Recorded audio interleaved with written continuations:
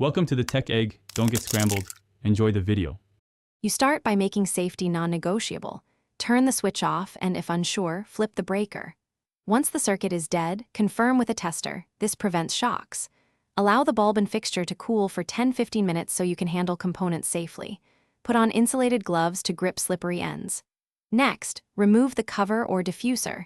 Use a screwdriver if screws are present. You're now positioned to inspect the bulb, socket, and wiring without delay. You should now inspect the bulb and socket closely.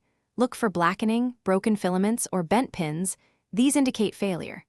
If the socket shows corrosion or loose wires, tighten terminals and clean contacts. That often restores connection. Once done, test the fixture with a known good bulb to isolate the fault. If flashing or dimming persists, the ballast or electronic driver is likely at fault. Make sure to replace the correct type and match voltage and wiring. This avoids repeated failures. You finish by reinstalling the bulb and diffuser, then restore power and observe the fixture for stable illumination.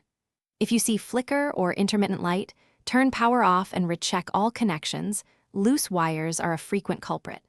Once done, replace the ballast or driver if symptoms continue, because those components degrade over time.